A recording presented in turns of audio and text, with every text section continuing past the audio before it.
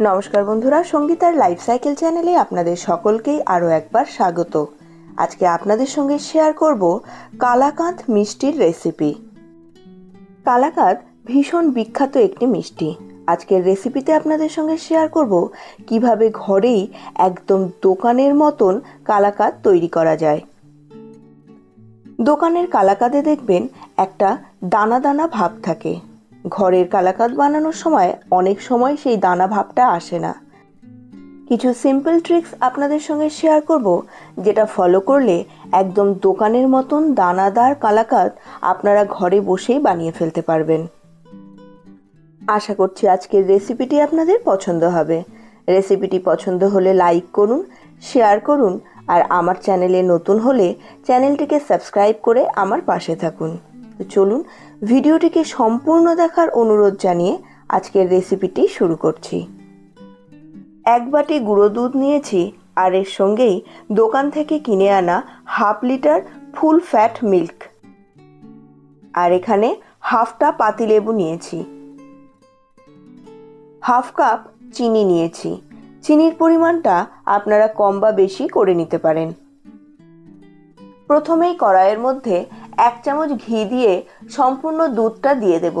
এর মধ্যে চিনি দিয়ে ভালো করে মিশিয়ে নেব। মিষ্টি বানানোর সময় ফুল ফ্যাট মিল্কই ব্যবহার করবেন, এতে মিষ্টির কোয়ালিটি খুবই ভালো হবে। কিছুক্ষণ ভালোভাবে নাড়াচাড়া করার পরেই এবার এর মধ্যে গুঁড়ো দুধটাও দিয়ে দেব। এবার অনেকক্ষণ ধরে ভালো করে ঠান্ডা অবস্থাতেই সবটাকে মিশিয়ে নেব। এবার দুধটাকে গ্যাসে বসিয়ে দিয়েছি। দুধটা যত গরম হতে থাকবে দেখবেন সবটা ভালোভাবে মিশে গেছে। গ্যাসের ফ্লেম কিন্তু বাড়ানো যাবে না, একদম লোতে করে রেখে দেবেন। দুধটা জাল হতে বসিয়ে দিয়েছি। এবার এখানে কিছুটা পেস্তা কুচি আর কিছুটা আমন্ড কুচি নিয়েছি। এর সঙ্গে নিয়েছি 3টে ছোট এলাচ। এলাচটার খোসা ছাড়িয়ে শুধু বীজটাকে নিয়ে নেব। এবার বীজটাকে খুব ভালো করে পিষে নেব। কালাকাঁদ মিষ্টিটা তৈরি করতে অনেক উপকরণ লাগে না ঠিকই, তবে ধৈর্য আর সময় দুটোই খুব বেশি লাগে, কারণ একদম ধিমি আঁচে মিষ্টিটা তৈরি করতে হয়। এখানে আর একটা কথা আপনাদের বলে রাখি, আমি যে কালাকাঁদ তৈরি করছি তার রং কিন্তু দোকানের মতো সাদা হবে না। তার কারণ আমি শুধুমাত্র দুধটাকে ক্ষীর করে আজকের কালাকাঁদ বানাবো, এর মধ্যে অন্য কিছু মেশাবো না। কাজেই দুধ যখন ক্ষীর হয়ে যাচ্ছে তখন ধীরে ধীরে এর রঙও কিন্তু কিছুটা চেঞ্জ হয়ে যাবে। দেখুন এখানে দুধটা অনেকটা কমে এসেছে এবং রঙও চেঞ্জ হয়ে গেছে। এবার এখানে দিয়ে দিচ্ছি যে হাফটা পাতিলেবু নিয়েছিলাম তার রসটা। এই সময়ে পাতিলেবুর রসটা দেওয়ার জন্য দুধটা কেটে যাবে না, তবে এর মধ্যে সামান্য একটা দানা ভাব চলে আসবে। আর এই পাতিলেবুর রসটাই যদি একদম প্রথমেই দিয়ে দিতাম তাহলে কিন্তু গোটা দুধটাই কেটে ছানা হয়ে যেত।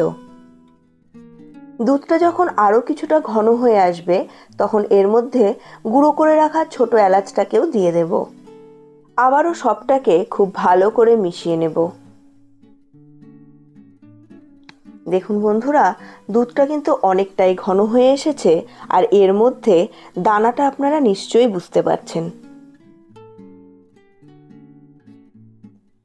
এটাকে আরও কিছুক্ষণ জাল দিতে হবে, যতক্ষণ না পর্যন্ত এর মধ্যে থেকে ঘি বেরিয়ে আসছে।